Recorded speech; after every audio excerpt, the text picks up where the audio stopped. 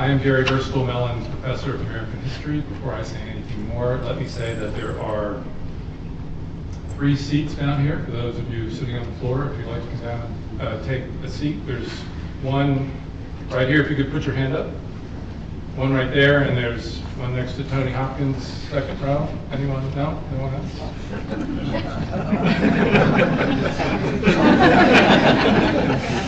Tony, they're scared of you. I'm scared of them. I am the Mellon Professor of American History. It's not ordinarily my duty to introduce a Professor of African History. That would fall to our chair, Tim Harper, Chair of the History Faculty, who would ordinarily be presiding. But there was another date for this lecture originally, and then it had to be switched because of a fundamental conflict. And Tim had plans to be in the Netherlands at that point, and that's where he is now, sending his deepest regrets. It is my pleasure to step into his place for a very special occasion. I want to try and put into words why I enjoy these inaugurals so much. At a very mundane level, the assembly of such a large cross-section of the history faculty is itself a special event, where it happens so rarely. We are simply too big. Approximately 100 regular faculty, plus another 10 to 20 junior research fellows, plus several hundred MPhils and PhD students. We are a small nation, so it is next to impossible to gather us all, except for events such as these. The rarity of these gatherings is part of what makes them special. But inaugurals are something more. They are an occasion to pause from our manifold everyday labors and reflect on who we are and what we want to be. A distinguished new scholar has arrived. What is the nature of his or her scholarship? What difference will his or her scholarship make to Cambridge? What does his or her arrival say about where we have been and where we want to go? In regard both to the new professor's specific fields and the faculty's broader trajectory. We will not get full answers today. No 50 to 60-minute lecture can ever do that. But we will certainly come away with a sharper sense of our future and the intellectual possibilities it holds. It is indeed an exciting moment. There's a chair here, and one more here. We are gathered here today to welcome Saul Dubow as the Smuts Professor of Commonwealth History. It is always important to identify the shoulders on which a new professor stands. Philip Nicholas Seton Manserook was the first Smuts professor appointed in 1953. Eric Thomas Stokes was the second. David Anthony Lowe the third. Anthony Hopkins, Tony, right here, the fourth. And Megan Vaughn, the fifth. The chair itself was established in 1952. The campaign to establish the post began among Smuts' supporters in South Africa, but it was a cause quickly embraced by the British establishment for reasons that the circumstances of our own political time help us to understand. In 1948, South Africa had veered in a sharply racist direction. The nationalists had triumphed in a Trump-like rebuke to internationalist and liberal values. It was shocking that such a frankly racist regime had come to power so close on the heels of the Holocaust and the revulsion toward regimes of racial purity that it had provoked. In this moment, members of the British establishment, from Attlee to Churchill, urgently sought to honor South African figures who stood apart from apartheid and who could be seen as carriers of a better past and perhaps a better future. Smuts was such a figure, a modern man, liberal, internationalist, and of course deeply committed to a liberalizing British Empire struggling to rebirth itself as a commonwealth of more or less equal nations. Saul Dubow is the first South African elected to this chair. Born in Cape Town, he received his BA in African History from the University of Cape Town in 1980. He took his DPhil at Oxford St. Anthony's College writing a dissertation on segregation in South Africa in the pre-apartheid era, published by Macmillan in 1989 as Racial Segregation and the Origins of Apartheid in 20th Century South Africa, 1919 to 1936. From 1989 to 2012, Saul taught at the University of Sussex. In 2012, he became Professor of African History at Queen Mary University of London, and in 2017, he became Smuts Professor of Commonwealth History at Cambridge. He is part of that very significant group of South African academics who in the grim 1980s went into exile, largely permanent exile it turned out, but who have remained deeply involved with their homeland intellectually, personally, and in some cases, politically. Saul is a South African historian. He is an African historian. He is a world historian, and he is a global intellectual historian. He is the author of 6 books, and he has edited or co-edited another 5. He has published dozens of articles. He is a leading authority on apartheid. His work in this area is notable for its breadth and complexity. Saul's work on the subject vividly brings into play the various contexts that shape the rise and fall of the apartheid regime. Ideology, religion, state power, international politics loom large among those contexts. Saul's work is resolutely anti-teleological. He refuses to treat the emergence of apartheid as preordained by the imperatives of settler colonialism, or to treat the fall of this pariah state as inevitable. Instead, he emphasizes contingency, conjuncture, circumstance. He is always on the lookout for surprising historical developments, forever alert to paths not taken.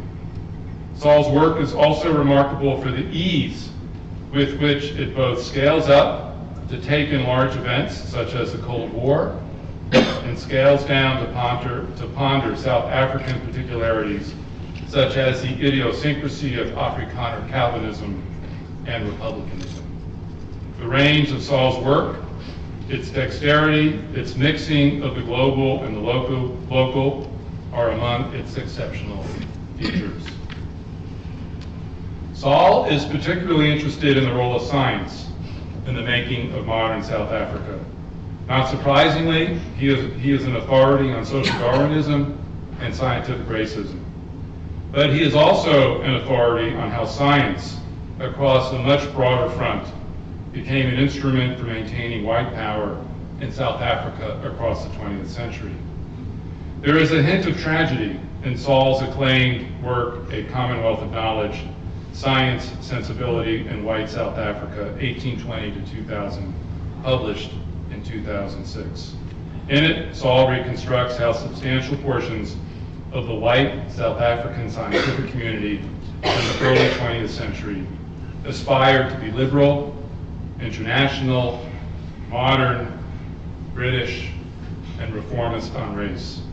Its members were not reactionary Afrikaners, but generously and progressively minded. They were at the center of knowledge-making in South Africa. As such, they had prestige. They had power. They had it within their grasp, Saul seems to suggest, to address the problems of racial division and inequality in an egalitarian way. But they did not, choosing instead to make science a tool for uniting the various portions of the white race, Afrikaner, British, and European, and for enshrining white privilege and superiority in law, economics, and culture. Jan Smuts was a central figure in this drama, a champion of South African science, a liberally minded internationalist in so many ways, yet unable to see beyond a world divided between superior whites and inferior whites. The new Smuts professor has shown us, in other words, how Smuts himself embodies the tragedy of South Africa. There was a time when one could comfortably look with condescension upon South Africa's 20th century trajectory. Such a backward, racist place. Now we know better. Of course, Saul has known all along that the forces at work in South Africa were global forces as much as local forces. That those of us who have come from other societies and places have long had to contend with their influence. That the pasts and future of South Africa and other settler societies, as well as other nations emerging from the British empires, have long been deeply intertwined. Saul is a model world historian, so attuned to globalizing discourses on the one hand, and to thickness and complexity of particular societies and places on the other. Substantively and methodologically, Saul has a great deal to teach us. That teaching begins this evening. Not literally, he's teaching hard here. But still, that teaching begins this evening with his talk entitled Frontiers of Scientific Knowledge in South Africa, Global Science and National Horizons. A talk, I haven't read it, but I think marks Saul's transition into writing the history of South Africa in its post-apartheid era. Please join me in welcoming the new Smuts Professor, Saul Dubow.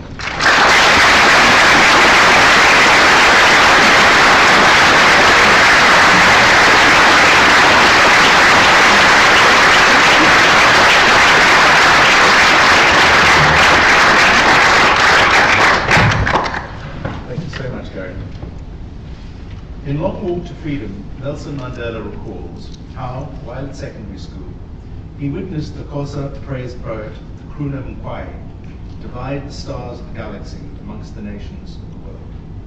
In the course of an exhilarating performance, Mqwai conceded the Milky Way to rapacious European colonizers, and the constellations to various African societies. At a critical moment, the Mbongi dramatically lowered his voice, sank down on his knee, and claimed the gleaming morning star for the house of Xhosa. As starstruck, Mandela experienced uncommon feelings of pride. This episode is recalled by microbiologist Potso Mokele in his introduction to Africa's Giant Eye, which celebrates the success of SALT, the South African Large Telescope, now one of South Africa's proudest scientific achievements. This evening, I shall talk about the importance of deep time in South Africa's self-image as a democratic entrant to the global community of nations. I shall reflect on the ways in which appeals to national pride and patriotism have long been an integral part of South African scientific history. This process can be traced to at least the 18th century, when European curiosity stimulated traveler explorers to visit the southern tip of Africa. In my own work, I've sought to distinguish between different phases of knowledge creation: colonial nationalist, imperial, Afrikaner nationalist, and African nationalist. This lecture draws directly from the book I'm writing on the scientific imagination in South Africa, together with William Beinart, who is here tonight. The section on the 18th and early 19th century was to have been written by Patrick Harris, who introduced me to African history at the University of Cape Town. Patrick died suddenly 2 years ago, and this lecture is dedicated to him. If he was here, he would sit in the front with a great smile on his face, and he would tell me afterwards that it was splendid, but I'd got it all wrong. I also want to acknowledge Magdalene College, which is hosting this occasion. I've been very happy at Magdalene. It's a wonderful college. It's not just beautiful, it's also very humane, and I would pay tribute to our master and to our president for instilling those very particular qualities, which are perhaps unusual in Cambridge. I also want to acknowledge with gratitude and feel honored, say how honored I am to be part of the history faculty, and in particular the World History Group within history. A tremendous group of people to work with. It's fantastic. The students are great. They really are. Cambridge is a good place to be. But nothing makes me happier than to welcome my friends and family, and I'm going to single some of them out just to make sure that I do remember them all. Sina, Talitha, Beth, Jess, Beth, I did that, Beth, Thomas, Anne, Jan, David has come all the way from Massachusetts, and Libby. It's really wonderful to have you here. Some of you are used to in the family WhatsApp group having me profess and doom-laden predictions and links to the Financial Times. Well, you never respond, but I'm afraid you're a captive audience tonight. Mquaye's division of the heavens between whites and blacks evokes a fundamental tension between particularist and universalist visions of South Africa. We see this in Mandela's political formation as he moved from being a race-conscious Africanist to an advocate of multiculturalism, and after his release from prison, a committed and charismatic advocate of non-racism, human rights, and reconciliation. For some of the ANC, the Rainbow Nation of Mandela and Tutu was too much of a concession to the old order. Thabo Mbeki, Mandela's deputy, was one of these. Seeking to escape Mandela's long shadow, Mbeki expounded his own vision of what he called the African Renaissance. This combined a strongly developmentalist and technocratic approach with an Africanist commitment to the advance of indigenous knowledge.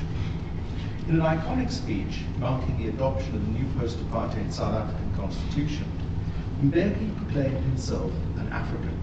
He affirmed that he owed his being to the Khoi and the San, the blood of the Malay slaves who came from the east, and also to the migrants who left Europe to find a new home on our native land.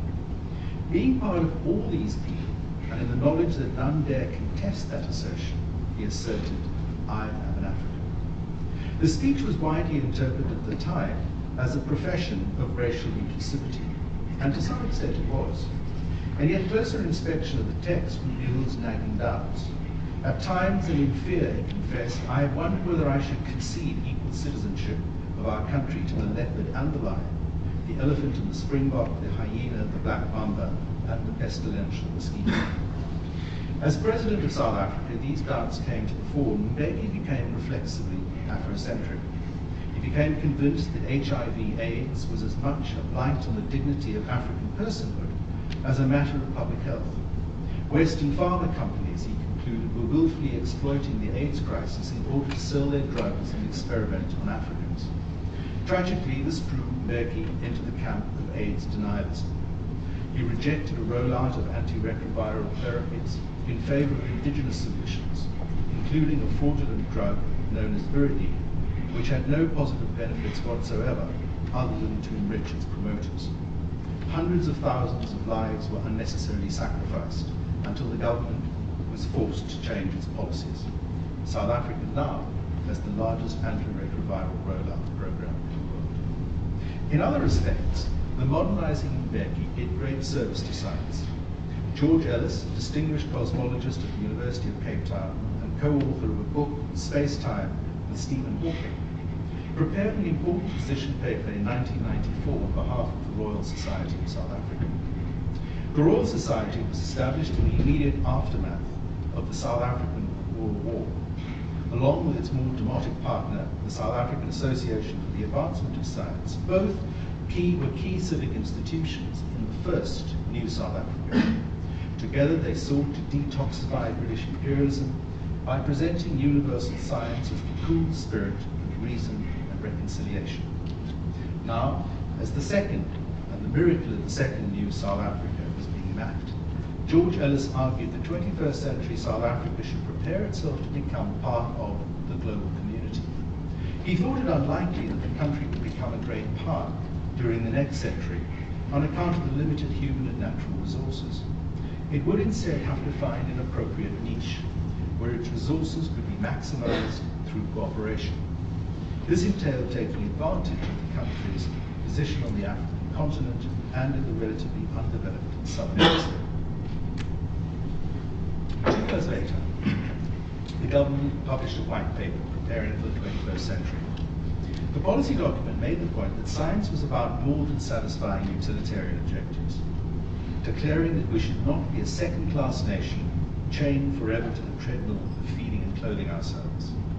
Big science, dare one say, blue skies research, was given a significant boost, especially astronomy, paleontology, and Antarctic research. All 3 southern hemisphere spheres of activity sought to explore frontiers of knowledge within the frame of deep time and space. Astronomy was a particular beneficiary of the post-apartheid era. It has the distinction of being the first scientific discipline to gain institutional backing. This was by virtue of the creation of the Royal Observatory, established in the Cape in 1820 by the British Admiralty. Thomas Leclerc, the most influential of the early royal astronomers, arrived at the Cape in 1834, and for more than 35 years he worked to embed astronomy in Cape scientific and civic life.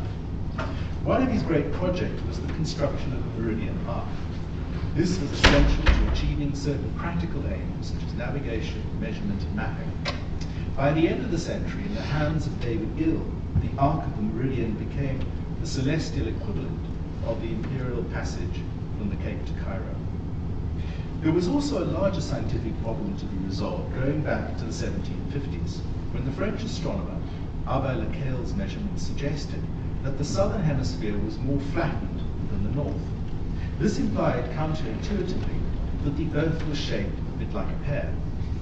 Over many years of laborious mountain climbing with heavy sensitive equipment, Leclerc established that Leclerc's calculations were indeed soundly based.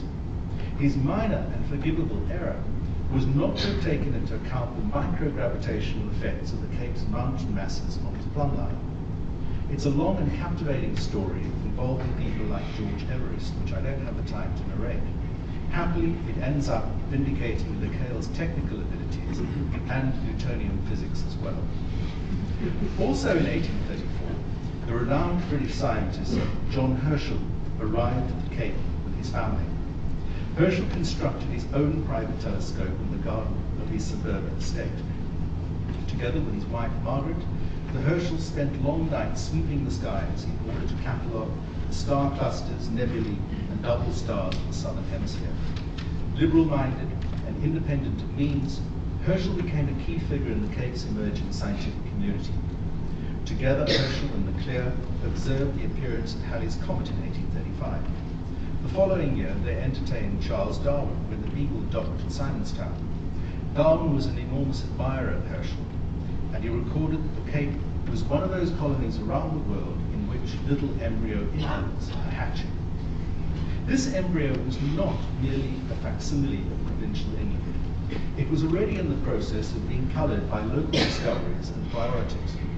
Herschel was fascinated by the Cape's unique botanical riches, planting his garden of indigenous feignboss bulbs, and drawing pleasing landscapes and mountain views with the aid of a camera and cedar.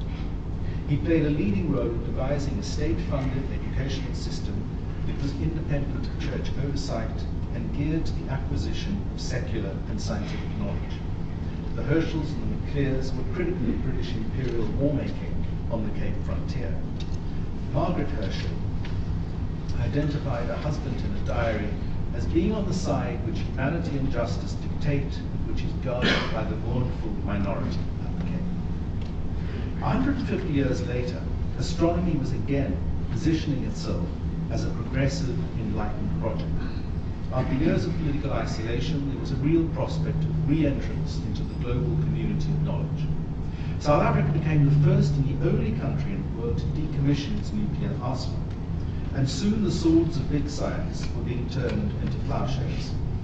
Bernie Fanaroff, a Cambridge-trained astronomer who gained an international reputation in the 1970s for his work on the classification of radio galaxies, had given up scientific research to spend the struggle years working for a trade union.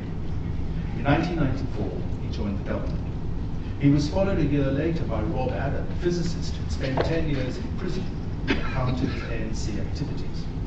Fanaroff and Adam became directors of the hugely ambitious Square Kilometre Array radio telescope project. The SKA promises to be the world's biggest telescope. It comprises the network of thousands of dishes and antennae spread in South Africa and Australia, with its headquarters at Jogging Bank outside Manchester. When completed, it will allow astronomers to catalogue radio sources with unprecedented speed and sensitivity, as well as providing a glimpse into the moment before stars and galaxies formed, searching for extraterrestrial cradles of life, and testing Einstein's general theory of relativity. The South African component of the SKA professes a strong developmentalist agenda. Africa, it is hoped, will be integrated into European and global science. A new generation of African scientists and technicians will receive advanced training. The infrastructure of very fast computing and big data will benefit the country. Local communities will be able to take advantage of educational and employment opportunities. Yet, as colleagues in a team like Cheryl Walker and Stella Bosch are showing, the SKA may prove problematic for those living in its environments. The Karoo is not a pristine area of semi-desert. It's been populated from the beginnings of human time, and it has long been a site of contestation over land. Locals seem to be led to believe that by square kilometre array, they meant literally an area of 1 square kilometre. In fact, the 200 dishes involved in the initial phase are spread out over some 30 large farms. The core site, extending over some 130,000 kilometres, threatens to impose heavy restrictions on human activity. Mobile phones and other devices emitting radio waves may interfere with the telescope's operation. A battle of resources based on bandwidth frequency thus pits the needs of global science against the interests of local communities. In Hawaii, First Nation peoples have protested forcefully against the erection of a giant optical telescope on the sacred site of Mauna Kea, in a striking instance of colliding global and indigenous cosmologies. By contrast, in South Africa, local and global tensions currently focus on modernity's distribution of material benefits. The SKA builds on the success of SALT, an 11-metre optical telescope standing proudly on a plateau above the town of Solomon. At the inauguration of the telescope in 2005, President Thabo Mbeki predicted that this giant iron Karoo will tell us as yet unknown and exciting things about ourselves. The multinational venture would provide all humanity with the largest and most modern single optical infrared telescope in the southern hemisphere, while enabling our country and the continent to remain among the front ranks of those involved in astronomy. And then, in an interesting leap of the imagination, he proceeded between the cosmic potential of SALT and the new visitor center of Marapeng, Setswana, or the place where we once lived. Marapeng sits at the center of a vast paleontological storehouse, west of Johannesburg. For Mbeki, it stood as living proof that our country was the cradle of humanity. For South Africans as human beings, it was appropriate to continue the search for the origins of the infinite beginnings of the universe in the very geographic space that gave birth to Homo sapiens, that's Mbeki. The cradle is a UNESCO World Heritage Site that has been yielding hugely important fossils dating back 3.5 million years. Very recent discoveries, like the 2-million-year-old bipedal hominin Homo naledi, have raised the prospect that the fossilized bones might have been purposely buried in the complex cave systems. On this basis, Lee Berger, the new Indiana Jones of South African paleontology, makes the remarkable claim that Naledi might have been capable of symbolic behavior and complex social organization. Philip Tobias, grand old man of African paleontology, veteran anti-apartheid intellectual, and towards the end of his life, praise singer of the African Renaissance, was justifiably proud of the World Heritage Site.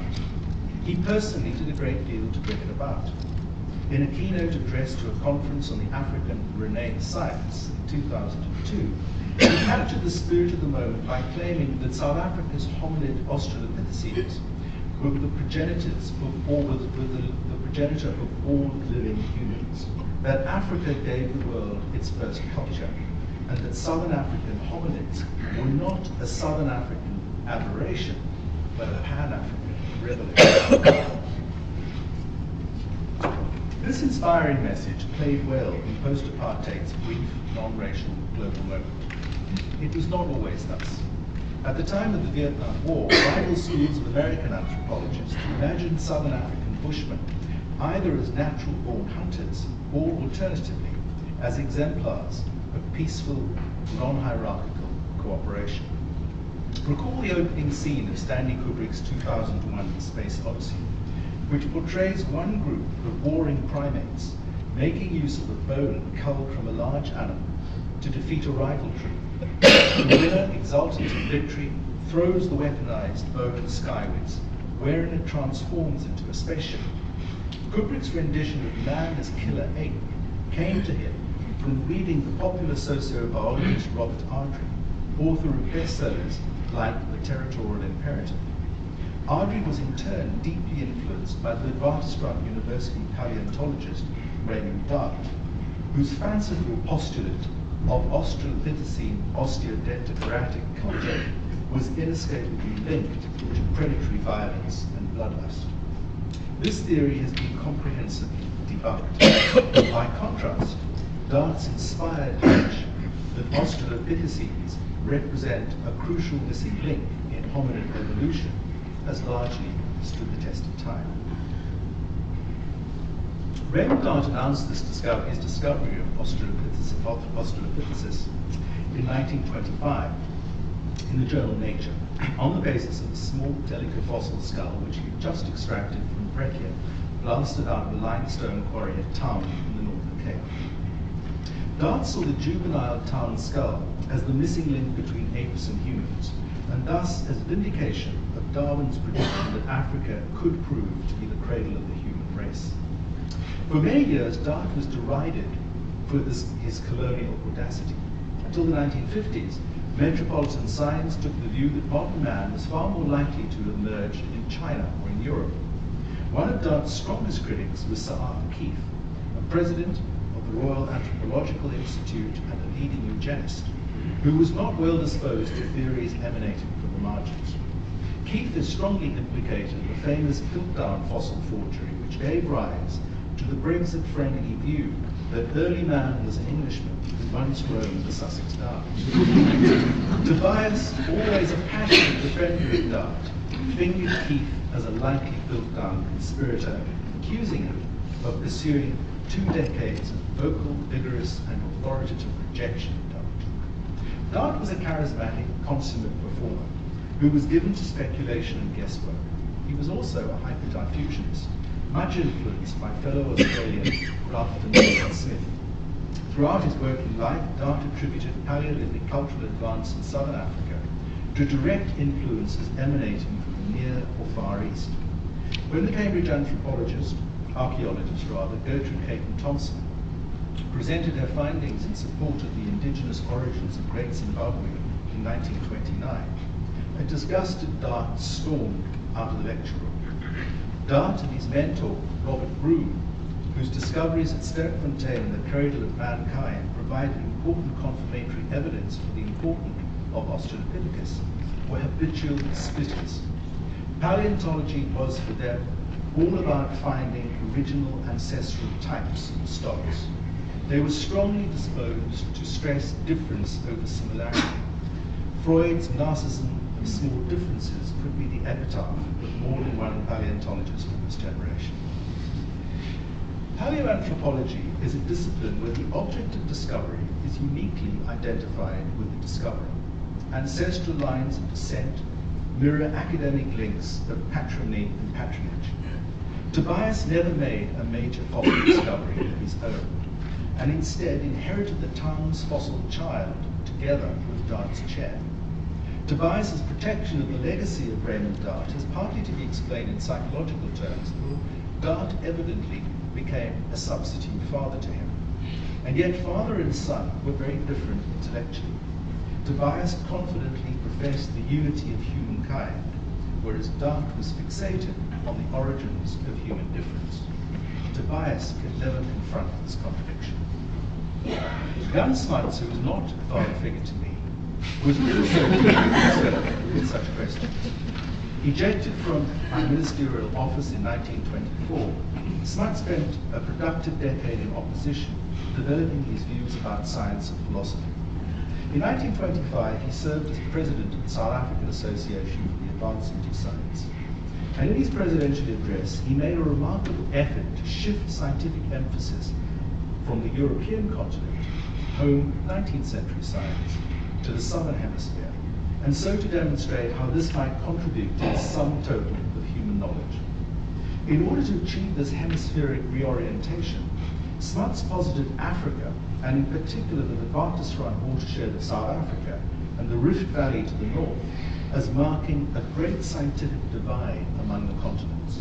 Smuts thought that it was along this east-west axis that scientific prospectors might find the most precious and the richest veins of knowledge. In respect of human paleontology, Smuts was highly receptive to the significance of Australopithecus.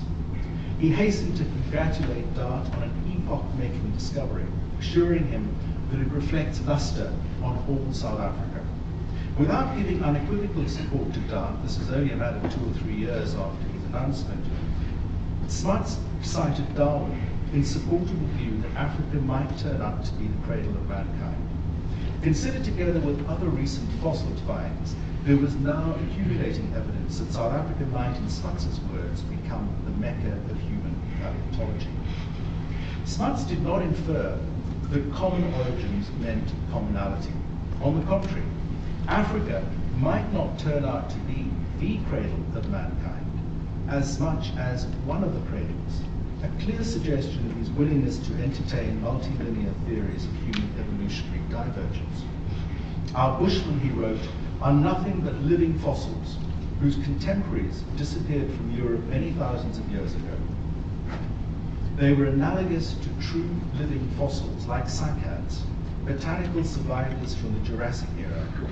One of South Africa's distinct advantages as a field of scientific research, he argued, was that being thousands of years behind the times, evolutionary processes and biological problems could be studied from life. One person who did just that was Lawrence van der Post, Prince Charles's spiritual advisor, who built a career as the global oracle of Bushmanhood. In his 1925 lecture, Smuts accorded great significance to the new but still controversial theory of continental drift, originally espoused by the German meteorologist and polar expert Alfred Wegener in 1912. A decade later, the South African geologist Alex Logie de Toy began to put a new spin on the concept by modifying Wegener's focus on the original supercontinent known as Pangaea. Based on his detailed understanding of rock formation in the Karoo system, de Toy proposed the existence of 2 original supercontinents, Laurasia to the north and Gondwana to the south. He argued that the fracturing of Gondwanaland later gave birth to the modern land masses of Africa, South America, India, and Australia. De Toy lent vital support to the Wegener thesis in a book titled Our Wandering Continents.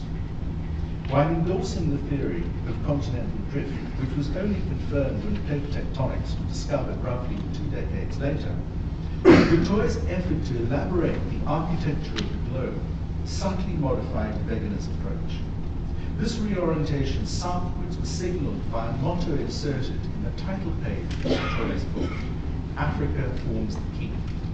Smuts's reading of de Toy's early work gave Africa a new global centrality, since it could now be viewed as the mother continent from which South America, Australasia, and India had carved off. By placing South Africa at the center of what he called the Great Divide, Smuts was making a case for the country's singularity as well as its universal significance. He did not, however, dwell on the importance of India, from which the term Gondwanaland is derived. As Pratik Chakrabarti, someone in the audience, is showing in an article soon to be published in Past and Present, the name is derived from the ancient Gonds. It was deployed by British colonial ethnographers and scientists who were entranced by the region's volcanic landscape, its fossils, and its tribal inhabitants. In Chakrabarti's view, the idea of Gondwana was used to link the evolution of landscape and the peopling of India in ways that resonated with colonial ethnology, geology, and Christian faith. So too in the case of Smuts. It was Smuts's interest and expertise in botany. He was an acknowledged authority on felt grasses, but disposed him to accept the Wegener de Toy system.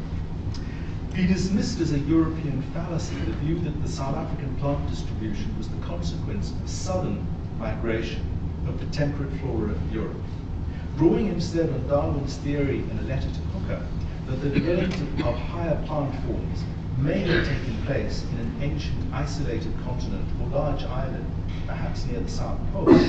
Smuts suggested that the unique Cape floral kingdom, as well as the country's tropical and subtropical flowering plants, were most likely derived from Gondwanaland. In effect, Smuts was proposing for South Africa what Australian scientists were hypothesizing at much the same time: the existence of great southlands in Permian times linking Australasia to Antarctica. In both cases, this interpretation helped to challenge deep-seated feelings of colonial isolation and inferiority based on southern hemispheric marginality. Botany was also Smuts's way into meteorology and climate, fields that, to his regret, had so far elicited only mild scientific interest. In 1931, he would explain climate as the single greatest factor responsible for racial divergence. He was also much concerned about climate change in respect of the progressive desiccation of the land, as recently highlighted by the 1923 Drought Investigation Commission in South Africa. The dearth of scientific knowledge about the African climate could be remedied by establishing meteorological observatories in the Antarctic so as to improve long-range weather forecasting. Smuts proposed a joint Australian-South African Antarctic station for the purposes of climatic research.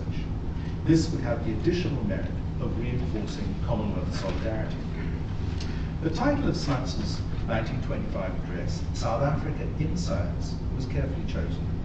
He was concerned not only to detail the history of science as practiced in South Africa, but more ambitiously to demonstrate the country's significance in, that is to say, for universal science. By invoking deep geological time in respect of botanical and anthropological processes, he was suggesting that the deep past offered modern scientists unique research possibilities, as well as holding the key to stable and permanent future progress. South Africa, in other words, was integral to modern science, just as science was integral to the country's future. In 1929, the British Association returned to South Africa as guests. A high-powered delegation, including 44 fellows of the Royal Society and the atomic physicist Sir Ernest Rutherford, were amongst the 500 visitors. Throughout, conspicuous, almost painful efforts were made by the visitors and their hosts to reinforce the theme of dominion, parity, and national self-respect. Jan Hofmeyr, Smuts's political deputy and a noted liberal-minded intellectual in his own right, was president of the South African Scientific Association in 1929. He was greatly concerned to highlight the advances that had been made since the last visit of the British Association in 1905, when he said science remained dependent on overseas expatriates and so could be termed exotic. Science was now much more mature and institutionally rooted.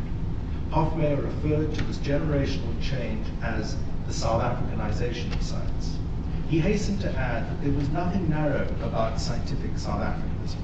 Indeed, to be so would be false to the spirit of science. For Hofmeyr, as for Smuts, science was a means to articulate an outward-looking form of patriotism, an ethnically inclusive South Africanism. Their emphasis on the country's scientific potential might even be seen as a conscious effort in what we might now call, do now call, intellectual decolonialization. The title of Hofmeyr's speech, Africa and Science, nodded to Smuts, but it was much more expansive. Hofmeyr proceeded to articulate an ambitious program for science that amounted to a new form of sub-imperialism.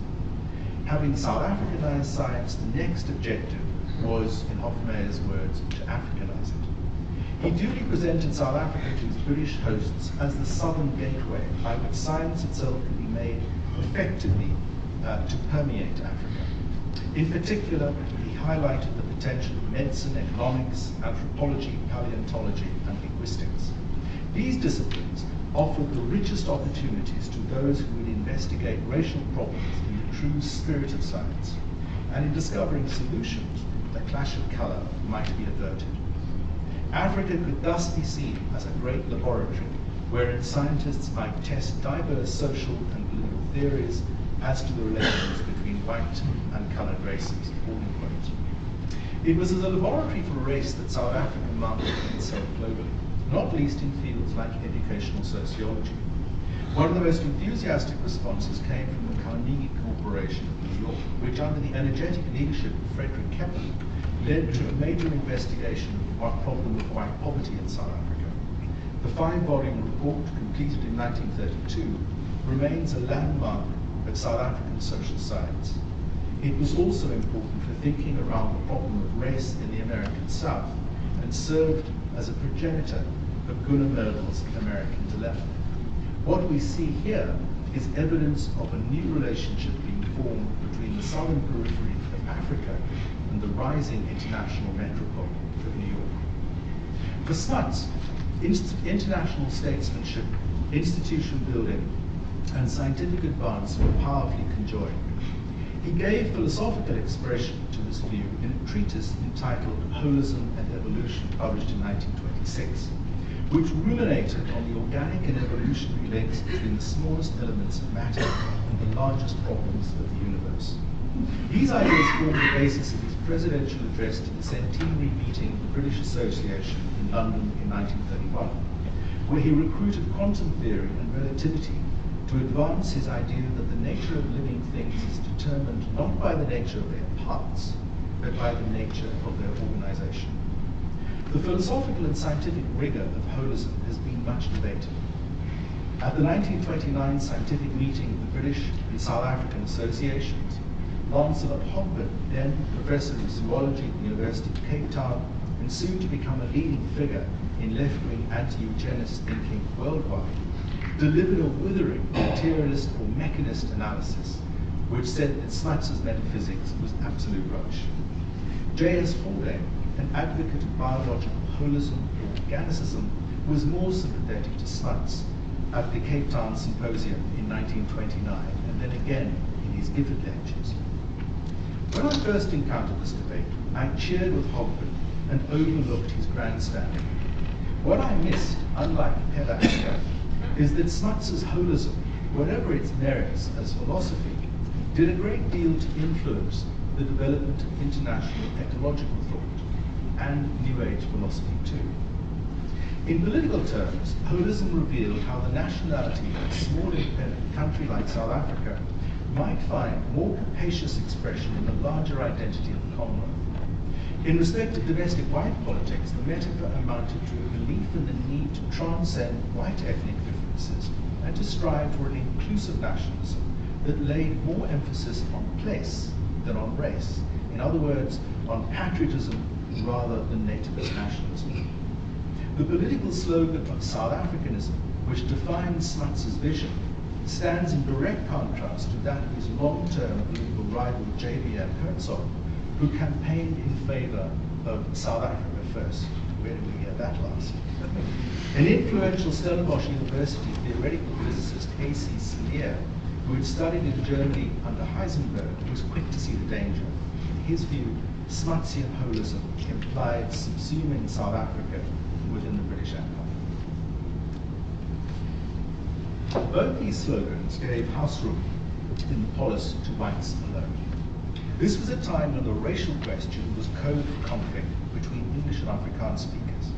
It was seen as largely distinct from the color question.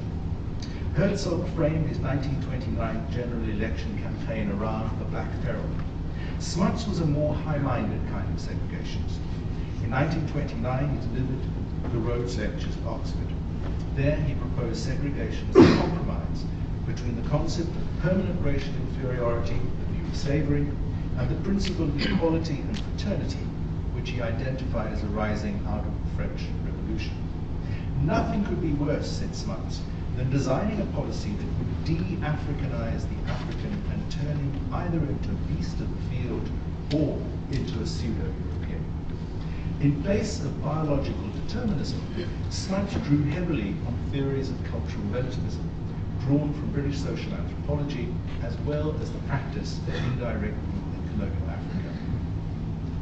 I developed this line of thinking in my first book 30 years ago, What I missed there was that Smuts was drawing not only from social anthropology, but also from physical anthropology, paleoanthropology, and conceptions of deep geological time, all nicely wrapped up in layers of Christian metaphysics, vestiges of vitalism, elements of evolutionism, and an early reading of Einsteinian relativity in space-time.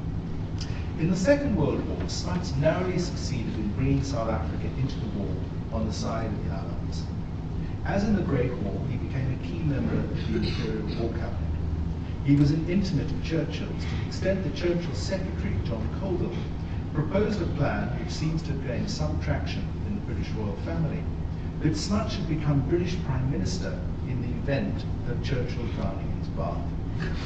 Back home, Smuts gave shelter to the Greek royal family. Crown Princess Frederica, to whom he came rather too close, spent time with him in his official Cape Town residence and on his farm Dubow. This rambling house on the veld, with its outstanding library holding unique collections in subjects like botany, law, and British idealist philosophy, was a place of pilgrimage for Smuts's admirers. British High Commissioner David Ormsby Gore was one of the enchanted visitors. Later, as ambassador to Washington, he became intimate house guest of the Kennedys. Smuts also sheltered the French prehistorian and renowned world expert on rock art, Henri Dubow, having spirited him out of Lisbon to spend the war years working on the country's new archaeological survey. In December 1942, just months after the decisive Battle of El Alamein in North Africa, in which South African troops played a major role in defeating Rommel, Smuts invited Broyle to Dubow. There they discussed the antiquity of humankind. Smuts took the side of those like his son, who considered that the origins of humankind in Africa dated back to the Pliocene. Broyle was not convinced, but there was evidently concordance between Smuts and the Abbe in their spiritual understanding of mankind's place in the cosmos. Both were committed to a view of evolutionism that was consistent with Christian theology. The mystical communion and networks of patronage that drew the French prehistorian together with a South African politician was amply reflected in the foreword that Smuts wrote to Broyle's book, Beyond the Bounds of History, 1949. For me at least, wrote Smuts, there is a very heartening message in prehistory. On that larger, truer time scale, we see a deeper meaning of our story than that which history conveys to us. On the time scale of history, which covers only a few thousand years, we do not see much essential progress. Institutions change, forms of human life and existence change, but man himself remains much the same. To see the true picture, we have to take a large time scale. We have to call in the witness of prehistory, and then the answer is no longer in doubt. The progress, physically, mentally, and socially, is almost beyond belief. Smuts and Broyle shared the eternalist view that the Bushmen of South Africa evinced qualities of the human spirit which enlarged understandings of humanity. But neither credited Bushmen as being fully human in the modern sense. Broyle went to great efforts, for example, to show that the astonishing central frieze in cave paintings found in Namibia, the so-called White Lady of the Bruntberg, depicted a beautiful girl from the court of Knossos in Crete. The great European prehistorian and Jesuit priest had evidently failed to notice that she was neither white nor female. He had somehow overlooked her penis. Smuts steered clear of eugenics and spent an entire political career avoiding stirring up racial passions. Confrontations with Gandhi over Asian immigration and rights, and occasional inadvertent insults being notable exceptions to this rule. Nevertheless, Smuts was a profound intellectual racialist, to revive an older sociological term. Always a fraternalist, he believed in the existence of essential cultural and spiritual differences, and he could not countenance the democracy of equal citizenship other than in some very distant future. In 1948, Smuts lost the apartheid election and was once more in political opposition. One consolation was that he had just been made Chancellor of Cambridge. This was recognition of Smuts' role in 2 world wars. Just as importantly, it was a self-congratulatory pat on the back by a British establishment, spellbound by the romantic story of a Boer guerrilla fighter in the South African War turned imperial statesman and international peacemaker. In his address, the Vice-Chancellor spoke about how defeat could be more ennobling than victory. He called Smuts a philosopher king who was about to become the dikaios, the just man made prefect. 1949 was also the first year of the apartheid government. Many feared that the new government would retreat into isolation and that the Dubow brand of neo-Calvinism professed by its leaders would narrow intellectual horizons. Basil Schonland, the scientific protege of Smuts, who trained at the Cavendish Laboratory and then went on to serve as the wartime scientific advisor to General Montgomery, gave up his leadership of the South Africa's Council for Scientific and Industrial Research, which he founded, and moved to England, where he became the Director of Atomic Energy Research in Holland. In spite of constant jibes, the new nationalist government were not flat earthers, and there were many areas of science and technology which prospered during the apartheid years. The government continued to build what Bill Freund has recently called the Smutsian developmental state, albeit guided by very different priorities. Government commitment to self-sufficiency led to the creation of a strategic petrochemical industry based on the German Fischer-Tropsch chemical process. The apartheid government worked effectively to maintain international links in fields like conservation, agriculture, and geophysics. Political isolation may even have conferred some advantages. South Africa conducted the world's first heart transplant in 1967. Christian Barnard, who led the program, was unencumbered by the sorts of ethical considerations that had held back the Americans, allowing him to perform the operation before Norman Shumway at Stanford. Most conspicuously, nuclear science took advantage of the country's plentiful supplies of uranium and fear of communism. Primed by techno-nationalist pride, this led to the country producing a not-so-secret nuclear bomb by the early 1980s. Astronomy was also a beneficiary. As late as the 1960s, the country's 2 leading observatories were British-run and controlled. European and American universities operated their own telescopes around Johannesburg and Bloemfontein. Radio astronomy at Hartbeespoort was restricted to tracking NASA space missions and French satellites, and so fell under the shadow of the growing security apparatus. By the early 1960s, the British were considering winding down their operations and moving their telescopes to Australia. There were scientific successes, such as the Radcliffe Observatory's discovery announced in 1952 that the universe was double the size of current estimates. This resolved a puzzle whereby the Earth seemed to be older than the universe itself, and it reminds me of the Cale's great work exactly 200 years before. But the broader picture suggests that for much of the 20th century, astronomy in South Africa was largely the question of hosting viewing platforms for the benefit of overseas universities who required pollution-free portals into southern skies. Anti-apartheid sentiment prompted the Swedes to abandon their involvement in the Boyden telescope in 1966, and the Americans to terminate their deep space tracking commitments in 1974. The Council for Scientific and Industrial Research was discomfited by the lack of national control over its own telescopes. It was at this nadir in South African astronomy that the South African government intervened and proposed consolidating the Cape Town, Pretoria, and Johannesburg observatories on a site just outside of Sutherland. The Sutherland region has long been associated with mammal-like reptiles called therapsids, first discovered and identified in the mid-19th century by the multi-talented, self-taught Scottish geologist and roadmaker Alexander Bain. His discovery of Dicynodon in 1844 aroused the interest of T.H. Huxley and Richard Owen. These 250-year-old, million-year-old fossils are now seen as evidence of global formal and floral interchange, and therefore as further evidence of the workings of continental drift. In announcing Sutherland as the site for the new consolidated observatory, the CSIR referred to the remote village of Dorp as a new name in the world of astronomy, where the science of the stars will meet the science of the Earth. On the occasion of the opening of the observatory in 1973, the smiling Margaret Thatcher, British Secretary of State for Science and Technology, sat alongside a gruff South African Prime Minister John Vorster, who was presiding over a ceremony attended by 400 scientific and diplomatic dignitaries. 30 years after his release from internment by Smuts as a Nazi sympathizer, Vorster stressed the necessity for international and bilateral cooperation in efforts to further knowledge of the southern skies.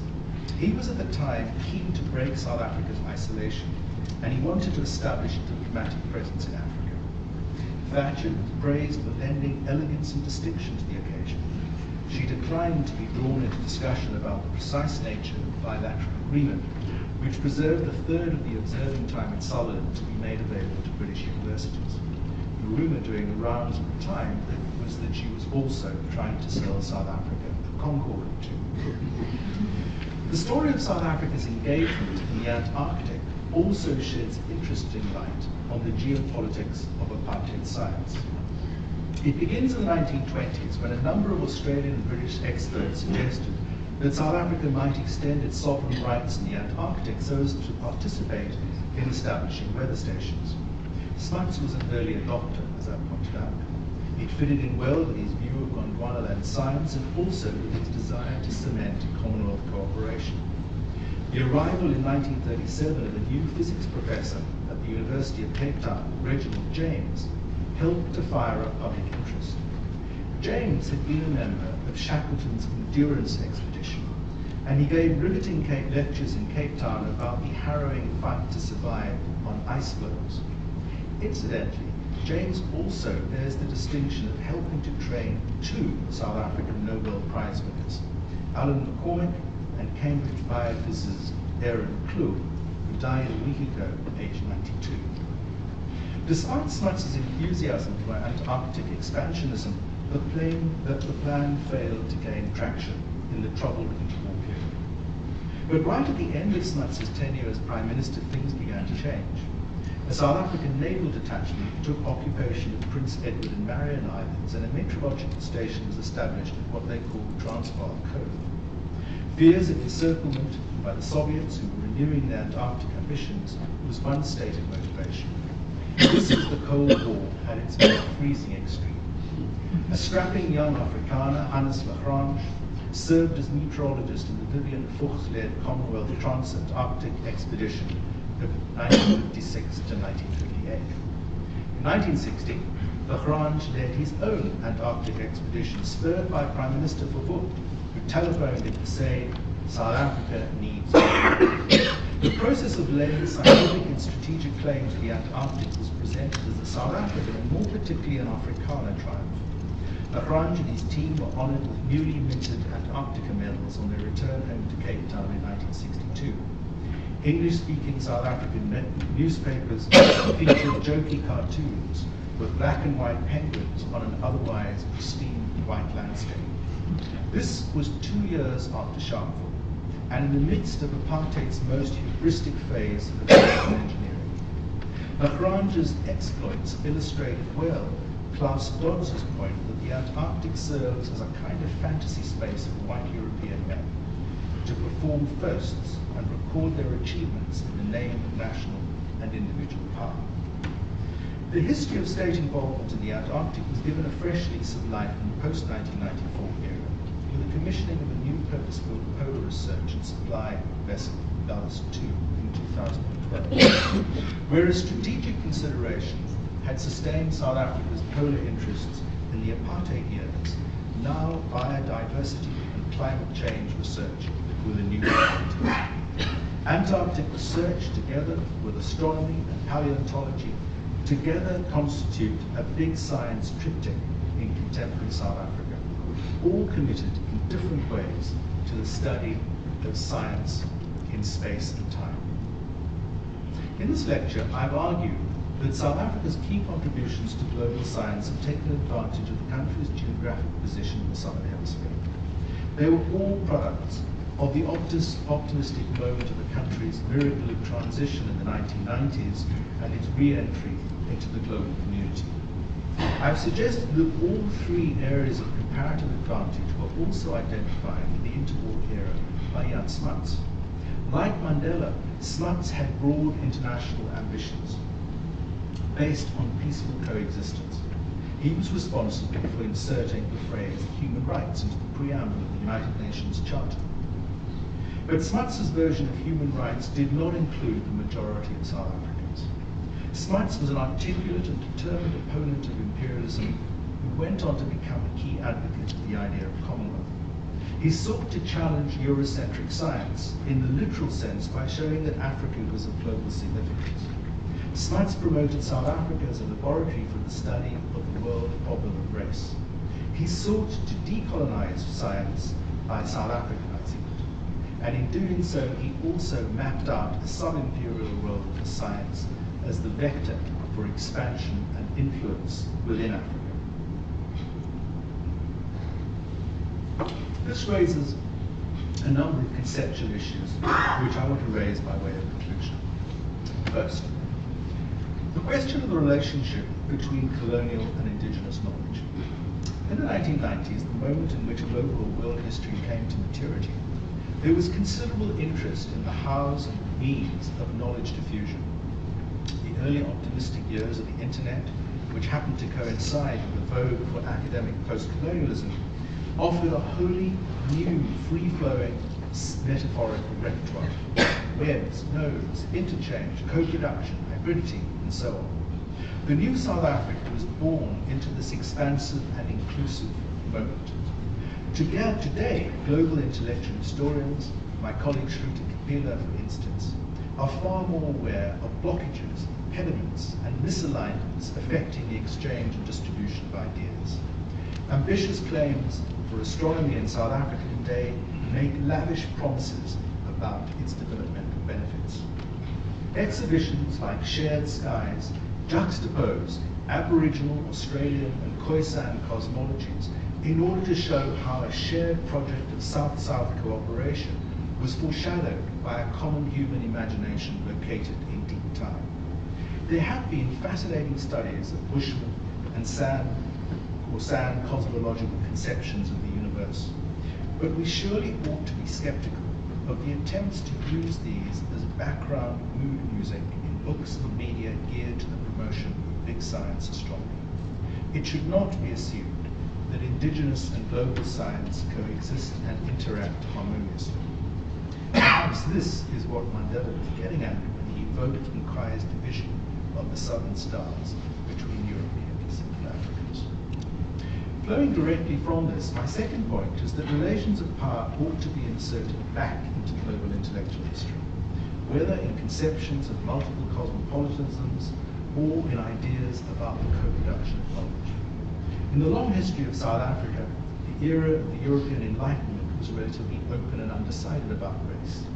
European scientific travelers and explorers sometimes expressed high regard and genuine curiosity towards the indigenous peoples they encountered. Through the 19th century, ideas about race hardened significantly. Settlers used their growing knowledge about South Africa and its peoples to define hierarchies and mark differences. More subtly, they began to present themselves as the true colonial custodians of the landscape and its peoples, in a process that I like to think of as acquired indigeneity.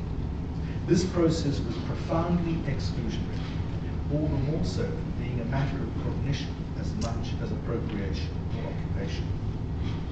My third and final point suggests that we require a more sophisticated understanding of how mid-level states fit into the overall architecture of global power. Part of the fascination of South Africa for the outside world is that it was a sub-regional power that was too big to ignore, but not large enough to pose a threat to anyone other than in its regional neighborhood. The complexity of the country's peopling, its multi-layered experience of European colonization, as well as the system of segregation and apartheid that made it an international pariah for the last half of the 20th century, makes it eminently suitable as a site for localized global history. Historians of extra-European sites have long experimented with models of knowledge diffusion.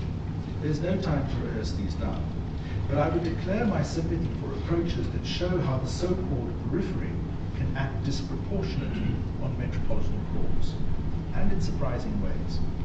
Roy McLeod's conception of the moving metropolis still has value, more especially when one recognizes that this phrase was borrowed unacknowledged from the great Australian and, one might add, greater British historian Keith Hancock. Hancock had in mind the relationship between Britain and the old white dominions.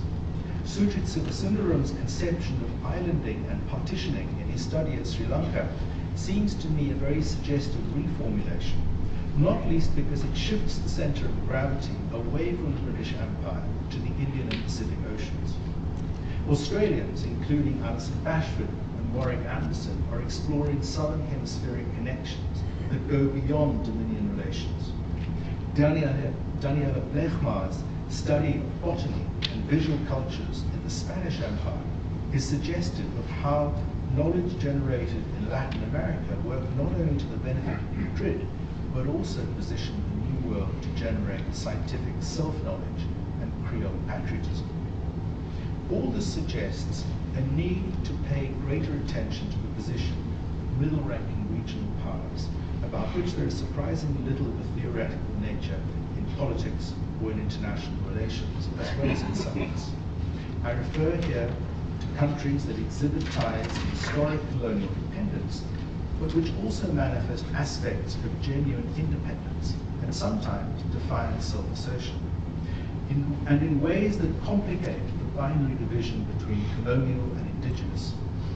Such societies have been able to create viable, self-sustaining infrastructures and the means to become semi-autonomous centers of calculation, without necessarily gaining the questionable status of rising powers.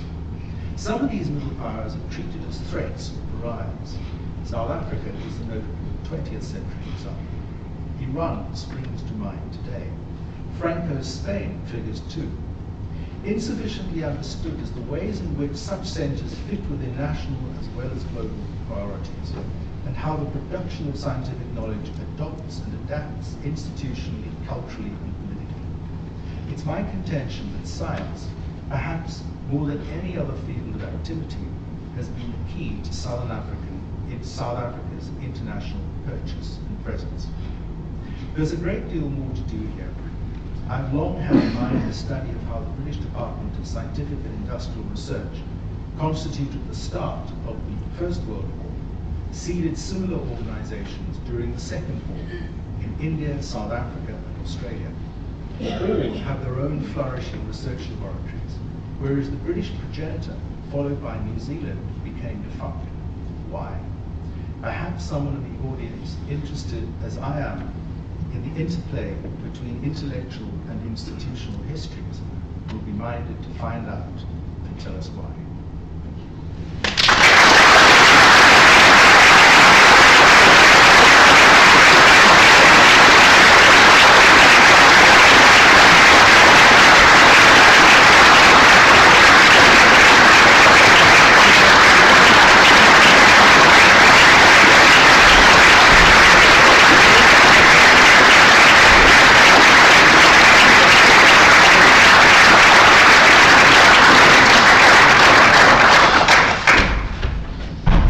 Thank you, Saul, for that brilliantly stimulating talk,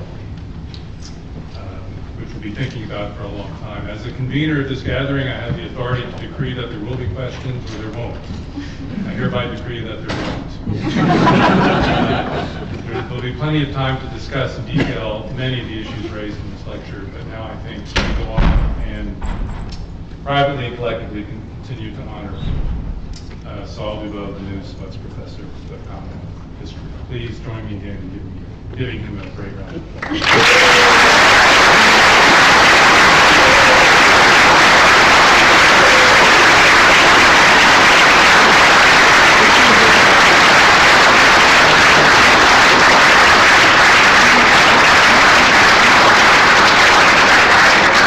And most importantly, there are drinks outside, downstairs or upstairs, so please come.